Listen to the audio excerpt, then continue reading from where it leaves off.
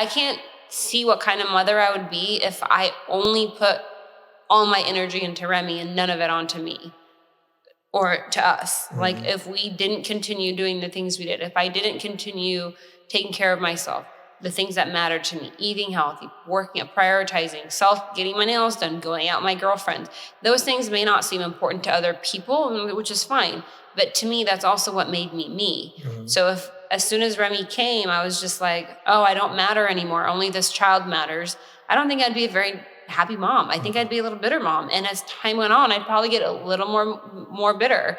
And I think that's why, sometimes you see resentful parents. Eventually their kids go off and leave the nest, and they're like, I gave up my whole life for you. Well, that was the first mistake. Your kid doesn't need you to do that. They just need you to be present and a good parent.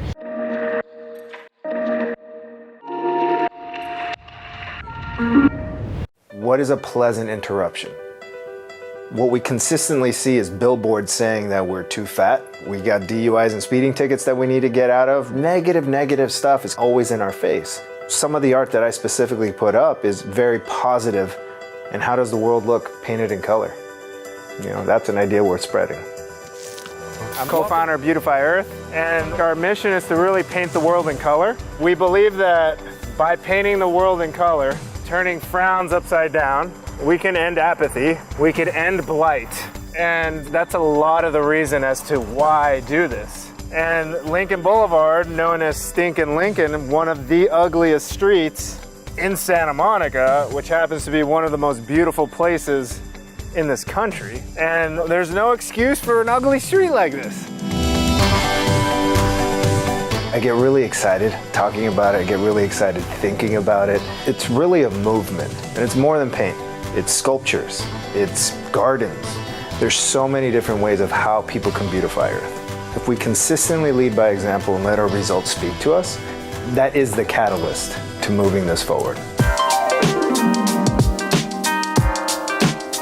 Final step of this mural is to put the quote up. The quote is, I want to hold your hand at 80 and say we made it.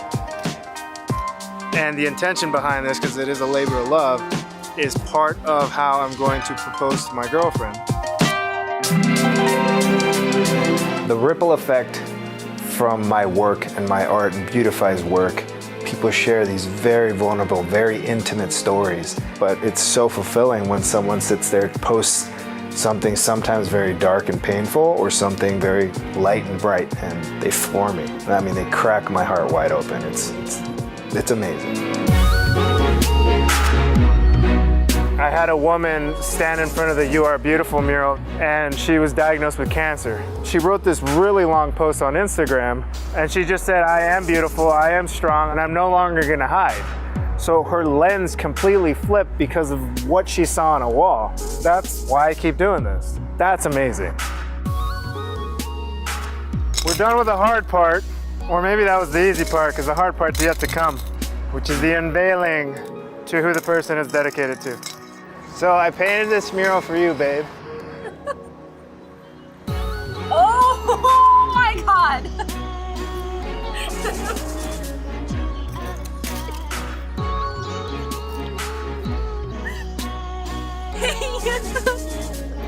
Oh man. She said yes. My ultimate goal is to be able to inspire as many people as I can. And if I'm able to speak to someone through my art, I know that that can impact multiple people on a different kind of scale. It gives me the opportunity to impact people that I would otherwise not be able to speak or connect with. A wall with art on it, even if you don't like the art, is exponentially better than a wall with no art on it. It's Beautify Earth for a reason.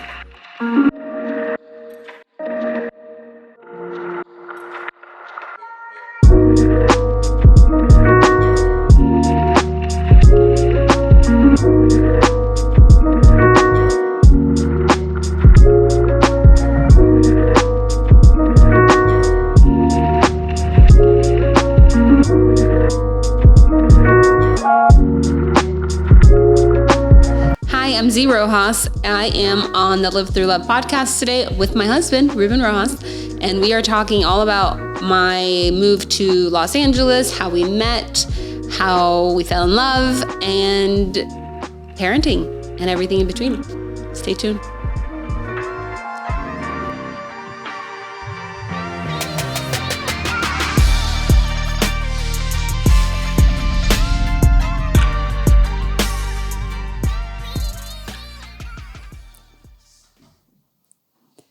Zee Rojas. Hi. Thank you for coming into the studio. Did you have trouble finding it? Yeah, I got lost on the way here. Wow. So let's just dive into how did you end up in California? For those that don't know. So I moved here in 2007 when I was a year out of college. I went to college.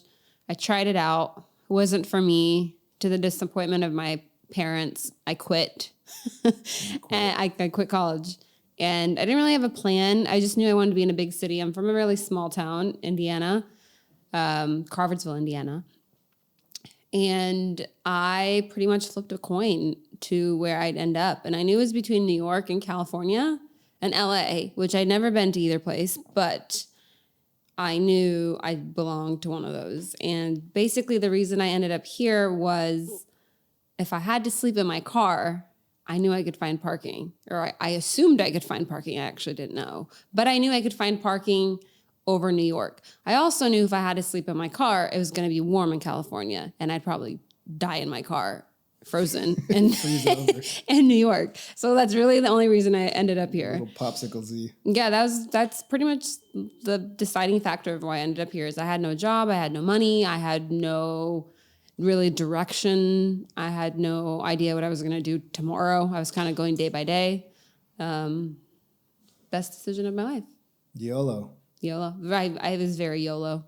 You still are. I still am. Not much has changed. Okay, so you're here. You're in LA. There's also a story of the spot in LA that you landed in, right? Oh, yes. Okay, Sun Valley. So not having been to LA, if you hear Sun Valley, okay, well, you were born and raised here, so you wouldn't even get this. Like, I have to ask this to someone that's never been here. But as someone that's never been here, when I heard Sun Valley, in my mind, it was Malibu. And there was this TV show called Summerlin back in the day. I think actually it was with, what's his face? Zac Efron. I think he was the main character. But they lived in a Summerlin. And in my mind, Sun Valley was like Summerlin. It was a beach, small town, surfers, really hot men.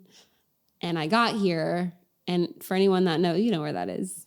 That's where you take to bury bodies, I feel like. It is in the Deep Valley. It's like, I mean, I don't want to dog a town, but it's a deep valley. It's by the industrial section. It's industrial. It's hot. It's dry. It's brown and beige. Not a lot of greenery. So that's where I ended up. And thinking I was going to be in what now I know is Malibu, it was kind of a shock. Mm. It was interesting. I mean, definitely, I could see where you went from Crawfordsville, which I've been to, nice little suburb, flat, and then in this industrial, ugly. I mean, Crawfordsville, I would prefer to live in Crawfordsville than Sun Valley. That says a lot. I haven't been back. Maybe it's better now. It's been 20 years or however long, 15 years since I've been here. I should go back. Maybe it's nice and developed now. And I'm just dogging this small place I've only been to once when I was 19. Maybe you could take Remmy on a picnic there.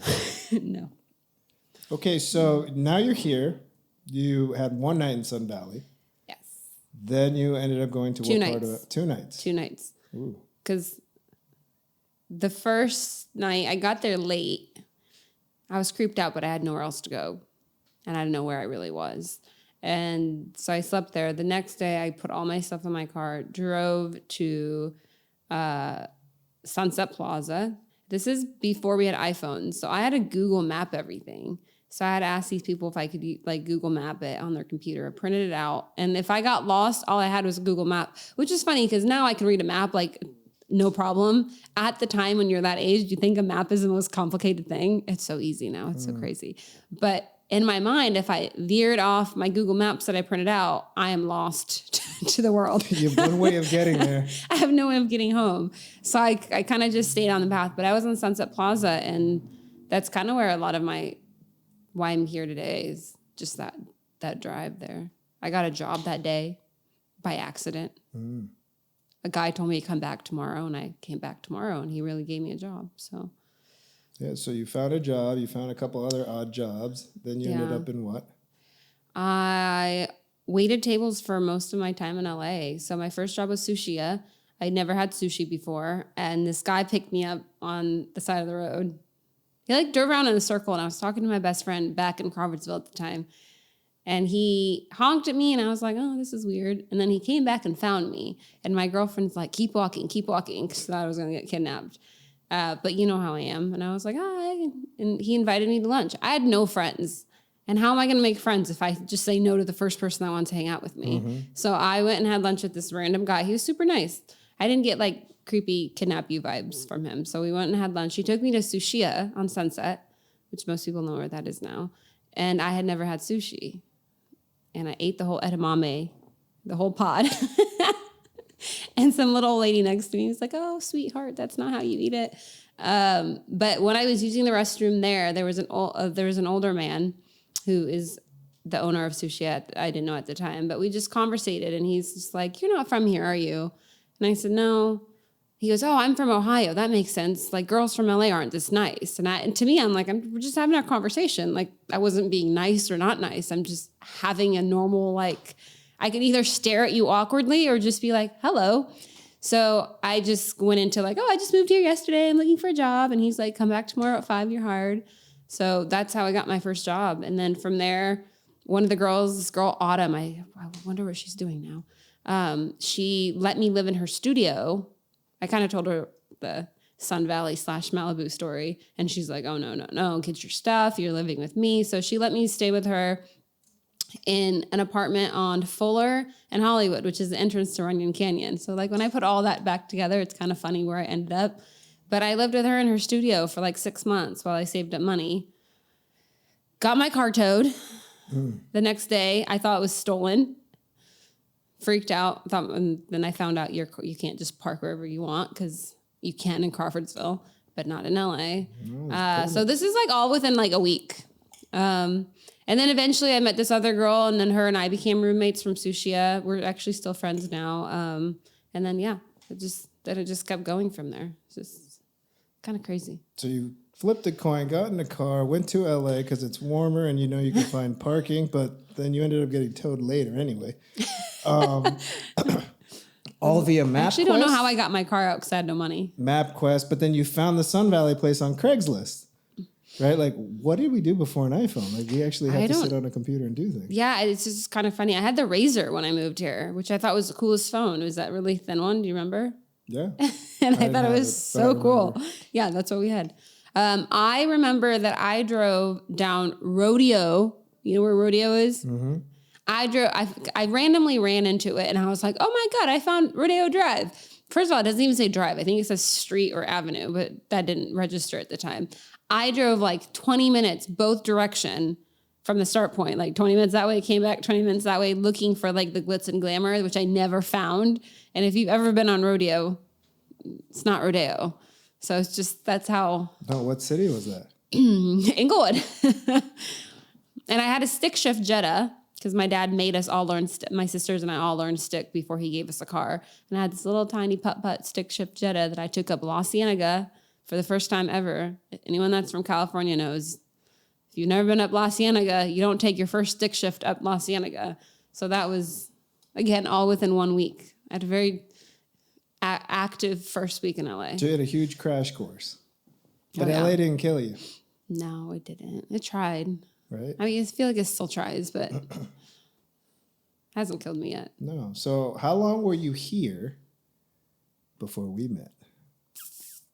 I moved here in 2007. We met in 2016. 10 years? Am I doing right math? Roughly. Yeah. I'm not teaching Remmy math. No, you're not in charge of math for sure. No, I don't do all the 2 + 2 numbers. equals what? 4. And then how did we meet? Bumble. So I actually, that's even like just full circle story. So we did meet on Bumble, one of the first matches we had. First date, we went pretty quick. But then Bumble ended up being my client. Actually, that was before I met you. They were also my client, right? Because I did their real estate for them. So I actually put Bumble in both of their offices in LA, then met you on there, which they thought that was so cool because they were my clients. And then later I ended up doing their Queen Bee program in LA, doing events for them for about a year. So that was really fun connection. So you did, because you were in commercial real estate, so you found that space for them. Yeah. And then later, they were referred to me by a residential friend, and so I thought it was so cool to have them as client because I had just started doing better. And I wasn't serving tables anymore, so it was really exciting to have all these like big clients. And they were young and fresh, and it was a popping company at the time. Yeah. But you weren't on the app yet, and there's the story of how we both got onto the app. A friend put me on there. And a friend put me on mine too. Yeah. Yeah, she said I was getting too comfortable, like being single, which I don't think there's anything wrong. I was young. I wasn't like not going on dates. I just didn't want to be in a relationship. So it wasn't like I was locking myself in my apartment, not going out and being social. I had plenty of dates. I just I'd always been to back-to-back relationships. I had a long-term, like 2.5 years, and I had like a 5-year. I was like, I'm always either I was always also living with a roommate or with a boyfriend. I never got to like just live by myself. I think there was a short period between roommates, but not really. So I was really excited to get my own place. And then I wasn't going to give it that up for anybody for at least a year. I was like, I want a year in my own place, paying my bills, not answering to anybody, not telling anybody what I was doing. Organizing how you wanted. Organizing how I wanted. Oh, I miss those days. When you were organized? Yeah. Yeah, when you have just your own stuff, like you don't have to like, it's different, you know. So it wasn't that I didn't want to be in a relationship. It just I just wanted a break because I was just like, I don't what kind of man do I even want? I just keep going back to back relationships, and every one of my boyfriends were like very opposite. Like they're all just all over the place. So it wasn't probably because I didn't give myself pause time. So I paused. I went on a lot of dates. Sorry, close your ears. You told me there was no one before me. There was no one before you, but a girl's got to eat. I'm kidding. I went on dates. It was fun, but there was nobody that made me want to not be single anymore until I met you. Then I was just like, be my boyfriend, like 4 weeks, right? Well, marry me in like 6 weeks. Let's unpack this a little bit. We matched on Bumble, right? Okay. I matched with a handful of women and I had some conversations. You matched with 2 other guys. One happened to be one of my best friends. Another one that became a close friend of ours. Yeah, it's really funny. And one was he was at our wedding. Mm-hmm. One of the matches I had was at our wedding. And then another one dated a friend of mine and it became one of our good friends. So it was just such a small world. LA is just so tiny. It's crazy. And then what was our conversation and how did we end up at coffee? I mean, you tell it better than I do, but it was just the fact that we actually had a conversation instead of like, hey, what's up? What's up? Yeah, which is what I felt like most of my conversations were. A lot of the matches that I received were like, hey, how tall are you? Yeah. What do you do? How much do you make? I'm like, I make plenty. I'm tall enough. But it didn't matter. They wanted to see it. They wanted proof. And it never got past the superficial stuff. And later they're like, so are you going to ask me out or what? I'm like, no. Like, I stopped talking to you for a reason. Like, this didn't go anywhere. It was very surface. And then it ended. Then they would just end. Like, you'd be like, hey, what are you doing today? I don't know. It ended. There's nothing else to talk about past just, hi. Yeah. What do you like? And then we said that, but then I asked you a question because you told me, hey, I haven't been dating or I haven't been in a relationship for a year. And I said, what is the greatest lesson you learned in this year? Yeah, I give you credit for that. But to be fair, do you think most girls would have answered that question or been like, oh, that's really deep. That's too much to unpack right now. I'm not going to answer for them. We'll just answer for what happened here. And then, a little bubble was there and like, I'm like, what's like happening? And all of a sudden it's like, whoa, let me read this for about 15 minutes a few times. And you just went into it. And then I replied. And then eventually it just got late. And you're like, I was just like, tired. Let's just have coffee. You're like, I'm getting tired. Let's just have coffee. And then you said, let's go get coffee. And that's how we ended up at coffee. Yeah. And then we had a 2 to 3 hour coffee. It was like 3 hours, huh? Yeah. What'd you do with your cup? And I had, it's a little origami. I tore it apart. I was nervous. You know, most of my first dates were like at dinner, I had a glass of wine or a margarita or a martini. I had caffeine at this one. So I was like... But we set it up at a time, right? You're like, I'm going to set it at this time. I'm going to say I have plans even though I didn't. I also didn't dress up. How did I show up on the date? I showed up on my motorcycle. Jeans, whatever. And your hair was all over the place. Dirty boots. And a helmet. Yeah, but I'm like, whatever. Well, I was just like, let's see. And you know what? That was part of the work I did for years. I was like, I don't need to, like, listen, if he likes me, he's going to like the conversation we have. But yeah. And then if he takes me to dinner, he's going to see that I could clean up. Well, that was later. Did we make it to dinner? Obviously. We did make it. But 2.5 hours, I needed to pee the whole time. I didn't go pee. You were super nervous and doing that thing with the cup. And then finally we're like, okay, I think we need to like move on. Yeah. And I finally went to the bathroom. Yeah. We learned that we love sushi. So our next date was sushi. Yeah. Which we didn't eat at. Our server hated us. We went to Sushi Roku. You tried to take me to Sugarfish because it's my favorite. But the line was like... But you took me to Sushi Roku, and we did the same thing that we did at coffee, that we talked so much that we barely ate. I think we had like 3 things. We also were on drinking because we were both doing dry January. So this poor server is like, they're going to drink water all night and take up my table for 5 hours. That's exactly what happened. That's exactly what we did. And then we had... Was the third date the paint event? Yeah, I threw that big event in Hawthorne. Is that where tomorrow? Yeah, Hawthorne. And I still wasn't drinking. And that night you were like, I am drinking. I am done with my challenge. Yeah, I think I quit 2 days early because I was hosting the event. Yeah, I was like 2 days isn't going to make a difference. And you were a little loopy. I was loopy. That's when we had our first kiss. Where was it? There, outside in the car. I wasn't that loopy. On Hawthorne Boulevard. Yeah, it was like I wasn't that loopy. So anyway, that's what ended up getting here. And now here we are. We're married. We got married in Greece. Yes. We traveled the world together. Lots of countries. Then we got a dog. His name's Tuesday. Yeah. And now we have a Remmy. Now we have a baby. Wow. All in 6 years. Mm-hmm. What's next? Well, we're going to find out what's next. So let's unpack a little bit, right?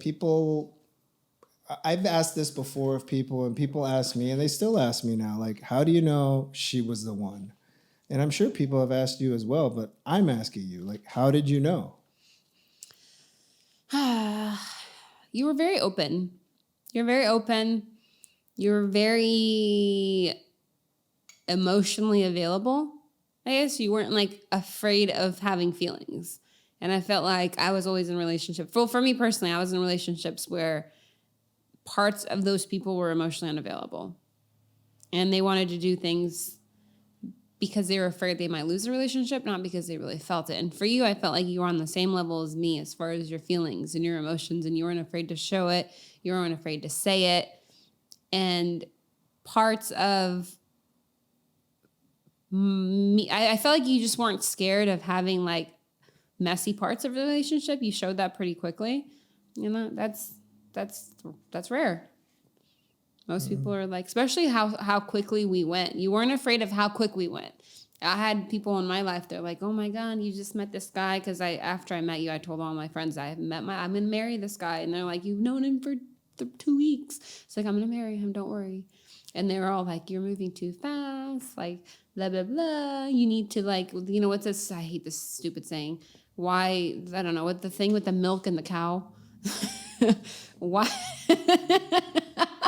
You know, why, what is that thing people say? Like, make people wait. Why would they want the whole cow if you give them the milk for free or something like that? Yeah. Because I was just like, we moved really fast. And I would just have people tell me, like, why are you moving so fast? Make him wait. Make him do this. And there are always these timelines. And you didn't care about those timelines. I didn't care about those timelines. And that, to me, that was... But why play games, right? People play games all the time. That was my biggest thing about you. You didn't care to make me wait or be too available, or like we played no games between each other, and that was huge. I think also we realized that everything we've been through already, all the relationships, all the past, all those conversations, experiences, have led us to that moment. So why are we going to continue to do things that we've done previously? And if it feels right, I was in a 5-year relationship prior to you, and that didn't go anywhere. So like, what is time? And no one seemed to understand that when I tried to explain it to them like that. I'm like, what is time? What's the difference of dragging something out 5 years or knowing right away? It may work out, it may not, but why am I going to try to like make it what it's not? I don't know. Yeah, what are you waiting for, right? Yeah. I'd rather find out quicker if it's going to. I'd rather hit the wall faster this time than 5 years. We're also at this point, like we're all always getting older. Why are we wasting and dragging on life? Yeah, I don't know. And then let's say it wasn't the one and you find the one at 75. Are you going to take 10 years to decide if it's the one before you get married? Or you're like, let's get married tomorrow at the courthouse? Yeah, I mean, at 75. But anyway, either way, you are the first woman I ever lived with. You're the first woman I was ever with. Oh. That was too long of a pause. You are the first woman I've ever been with. So yeah, I never lived with anyone before. No previous girlfriends. I'd stay over at the nights and stuff, but never lived. I mean, I kind of just moved myself in. So you basically did move in. But you know what? I kept my apartment, and I kept my apartment for an entire year. I moved myself in. Then I was like, "Do you want me to live here?" After all my stuff was there. No, and you Airbnb'd it and you stated to your commitment of like, I'm keeping this space. Listen, I got smarter. I didn't get stupider by age. I got smarter. I was like, I don't mind. I like being with my person. If I'm with a person, I like being around them all the time. But I did keep my apartment because it meant a lot to me to have my own place. And I kept it for a year until I really knew that I could give it up. So I still had security and it worked. Yeah. So how did I know it was the one? You were the one? It was just a feeling. I just knew. You just knew. It's like, and I have, all the poems I've written for you and read. I knew I loved you before I knew I loved you. Like you were the person. It was already there. It's just realizing it. You gonna cry? No, it was just, they ruined my moment. So it's like one of my poems that I've read and put out there and shared with you. It's, I already knew that I loved you before I loved you. So it's something I knew. I had to realize to say it and do it and be it. But then it just came out and we just said it. I don't know who said it first. If we said it at the same time. It was like 4 weeks into it. Might be the fastest I love you in history. It was quick. It was pretty quick. But why not? It worked out. Yeah. So how did I propose to you? You made me a mural. Shocker. You painted a giant mural on the side of a building. I wonder how many people were surprised by that. How did it go, though? You were filming. I mean, I hope that bad karma has left us. Or I hope that wasn't even bad karma. So you were filming a thing for CNN, CMT. And you had asked me to help, which I was really irritated about because I had plans that day. And you were just like adamant that you needed my help. And me being the supportive girlfriend that I was, canceled my plans to help you. Begrudgingly. I was grumpy about it. I was very grumpy about it. But I came. Actually, you said we need to hurry up because I need to go do this thing. Oh, did I keep both plans? You did not cancel until everything had happened. Oh, okay. Yeah, you're right. I have my memory's not that good. Mom brain's real. I know you don't believe it. It's true. Mm-hmm. We were pulling up to the place and the mural was fully exposed, but I wasn't even looking. I was not aware. If you're not looking for something, it doesn't necessarily hit you in the face. So I saw it, but it didn't register in my head. And when we parked, this is the crazy part, when we parked the car, this Uber driver cut off this motorcycle guy on the intersection and his bike went flipping in the air. The guy went flipping in the air. I literally watched his giant motorcycle go ding, ding, ding, ding down the road. And had we parked, I mean, one stall over, the bike, it would have hit us instead. So that was really traumatizing. I saw the guy laying there. I was almost near tears, like kneeled down on my knee. Like I didn't know what to do. I was just paralyzed. I was almost in tears because I saw him shaking in the middle of the freeway and I thought it was like a dead body. And his leg was like tweaked. Yeah, I've never seen a dead body. So I thought it was a dead body. So that's how it started. And then you proposed to me like 10 minutes later. Well, in my head, though, hold on. It wasn't quite 10 minutes. But the ambulance came. We realized he was okay. Okay, cool. We could move on. Because I was going to cancel the whole thing and scrap it. And in my head, I was like, is this a sign? Am I supposed to not do? I'm supposed to ask the biggest life-changing decision of my life when I just saw almost someone's life get taken. Yeah. I worked through that, and then we ended up, and we walked over there, and we did it. What did the mural say? I want to hold your hand at 80 and say we made it. I remember that one. That was So at 80, I'm out. That's fine. There's plenty of guys at 80. Have you seen them? People are looking good these days, taking care of themselves. California men, they take care of themselves. They're all vain. They look good. Yeah, you'll look good at 80. Imagine you letting yourself go at 80. Not possible. No, you want to let yourself go at 80. I want to die happily eating donuts every day. But what am I gonna do at 80? But so how was that? Was I like the most nervous you've ever seen me? Yeah, you were so nervous you didn't even get on your knees. Your head went down, your arms locked, and you asked me to marry you looking down.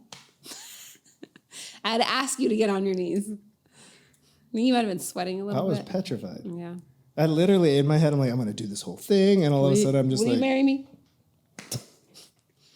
I said yes. And you can see this. You can go on YouTube, Google street art stories. It's going to go viral. Country music television, Ruben Rojas. And you will actually see all of this happen and the painting of the mural. I need to Google. I've never Googled that. You never watched it? No. Oh, yeah, the whole thing's on there. Huh. Then you canceled the rest of your day. And we partied all night long. Yeah, we drank a lot. Drank a lot. We had a good time. We went to my favorite place. Lots of bottles of wine. Oh, man, we got really We drunk. started there, and then we went to another place, and you're like, I just got engaged, let us in. And everyone's like, oh, my God. There's nothing like the rush of getting engaged because you can't fake that energy. I got us all into a club. 7 dudes and like 4 girls into a club. Shorts, flip-flops, T-shirt. Like, you can't fake that I just got engaged. If I try to like act, I just got engaged, I couldn't do it. Mm-hmm. Like the guy was like, are you lying to me? I was like, do I look like I'm lying to you? He's like, okay, come on. So that was September 23rd. Ocean Club, Ocean 51 or Ocean 47. What is it? Wow. One of the oceans. I don't know. It doesn't matter. Okay. That was September 23rd, 2018. Okay. Then we got married September 23rd, 2019. Exactly a year later. Right. Just so we didn't have to remember 2 anniversaries. And then we got Tuesday in 2020. Yeah. And Remmy in 2021. Yeah. It's been an eventful few years. So now we're just going to do a little bit of Q&A. Okay. You know, we've got some questions here. Don't sweat too much. Some of them are easy. I was like, what are the questions? Can I review them first? I'm kidding. Are you good at math? No, I'm so bad at math. Can you spell? No, you make fun of me for not spelling. Yeah. English is my first language. I still struggle. Shouldn't make fun of me. How would you define our parenting style? Well, I'll tell you how I define mine. How I'm trying is being less structured and less having the right things to do and being more present with Remmy and letting him just be. I think we have, especially now, we have all these like experts and books and comparison, and the kids should be doing this and this and this. I'm really just trying to let him be. And I share a lot of videos of him just like climbing like a monkey, and people are like, I can't believe you're letting him climb. I'm like, but why would I stop him? He's not in danger. So that's kind of like how I'm really wanting to approach him as he grows, is just letting him be, being giving him a safe space while still being there to keep him safe. To feel like I'd rather teach him what he can do and not what he can't do. So it's like, instead of being like, no, just letting him learn. Are you actively not doing things that you saw as a child growing up, in the sense of like, I don't want to do that because I don't want to be that kind of parent, or how it affected me, so that wouldn't affect Remmy? Probably. I feel like we're all a product of our upbringing. So you either mirror the things that you saw and you're used to, or you kind of do the opposite because it wasn't necessarily a good experience. So up until 7, I don't know anything about how I was parented but after I was adopted, like my mom and I had a lot of conflict growing up, but that was only because I was a little more strong-willed than her, and my sisters are pretty similar to her. So, having to adopt a 7-year-old that has complete opposite personality as you is probably not necessarily like a thing you know how to navigate around. So her and I had a lot of conflict growing up. So I think in the back of my mind, part of it is like I remember like how I felt not being heard, not being seen. Not because she was a bad mom. I love my parents, but it's just you remember things that stay with you. So for me, I'm really aware of like saying I love you to Remmy all the time, making him feel seen and heard, and like it's okay if you're different. I mean, he's only 15 months, but like I still think about it's okay if you're different, because those are the things that I think necessarily I didn't hear or I wasn't made to feel. And so, yeah, I guess that stems from your upbringing, right? Mm-hmm. So I'm a big believer your upbringing is, again, you either mirror it or you edit it differently. Yeah, or you try so hard to not be something, you end up being that thing. Yeah, there's also that too. And that I'm afraid of that sometimes too, because I'm just like, I don't want to be like so stubbornly, I don't want to do that, that I do the exact thing, because, yeah. You have to be aware of that. Well, I think one of the things with our parenting style and what we're trying to do is we're actually working on us. Yeah. It's not so much how we're trying to parent Remmy. We're kind of parenting ourselves. Yeah, I'd say so. I mean, I'm like a big I'm always a big preacher about taking care of yourself before you can take care. And people are like, no, I just think, and again, I'm not like an expert mom, but from my 15 months of experience, I can't imagine I can't see what kind of mother I would be if I only put all my energy into Remmy and none of it onto me or to us. Mm-hmm. Like if we didn't continue doing the things we did, if I didn't continue taking care of myself, the things that matter to me, eating healthy, working at prioritizing getting my nails done, going out with my girlfriends. Those things may not seem important to other people, which is fine. But to me, that's also what made me me. Mm-hmm. So as soon as Remmy came, I was just like, oh, I don't matter anymore. Only this child matters. I don't think I'd be a very happy mom. I think I'd be a little bitter mom. And as time went on, I'd probably get a little more bitter. And I think that's why, sometimes you see resentful parents. Eventually their kids go off and leave the nest, and they're like, I gave up my whole life for you. Well, that was the first mistake. Your kid doesn't need you to do that. They just need you to be present and a good parent. And I don't believe the parent that sacrifices the most is like a better parent. I've never believed that. Again, with my 15 months of experience. But I've always thought that, but now that I have a kid, I can,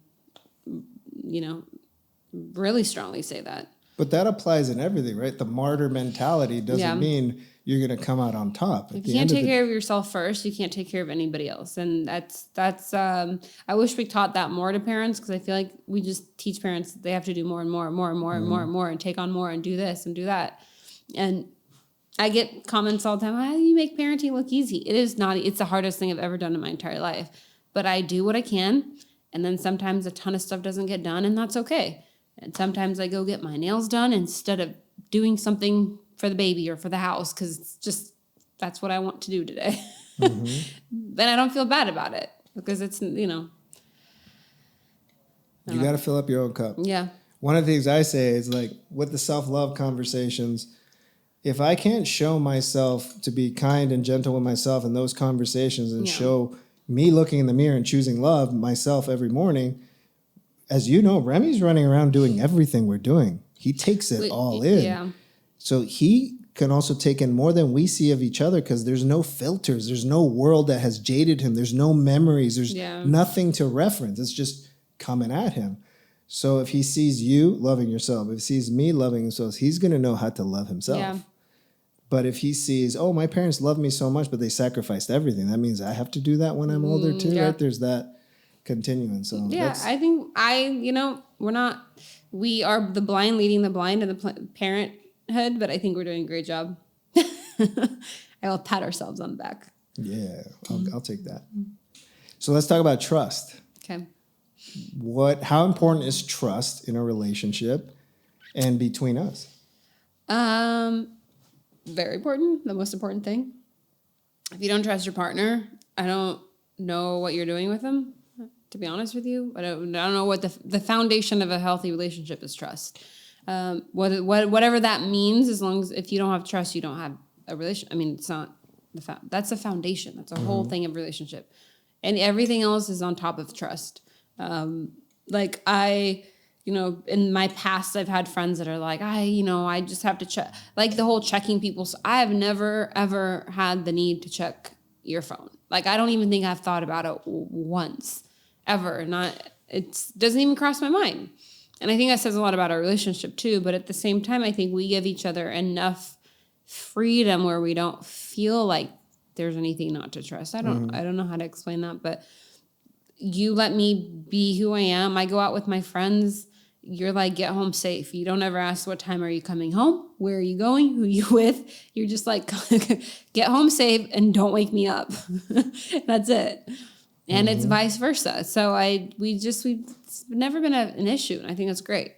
And that's not to say I didn't have relationships I didn't trust, but I didn't bring that into my next relationship. That is one thing that I've been really good at, is not taking anything from my past that was super negative into my current one and trying to give that relationship a clean slate.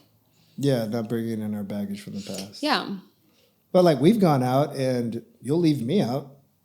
And I'll come home when I come home, or I'll leave you out. Like, I'm tired. I'm going home. I think that's a healthy relationship. I don't know I think people still need to feel like they're themselves. I think we have this like thing where when you get in a relationship, you can no longer have friends, go out, do the same thing with a baby. You have a baby. Why are you guys out? Why are you doing this? Why are you at an event? But why can't you have both? Why can't you have a relationship and still have a separate social life and one together as well? If that's what you want. If you don't want that and it makes you both happy, then great. A guy wants to have boys' night and the girl's really upset about it. You got to figure out, why are you upset about it? Are they doing something wrong? Or is it something to do with you? It's typically something to do with you.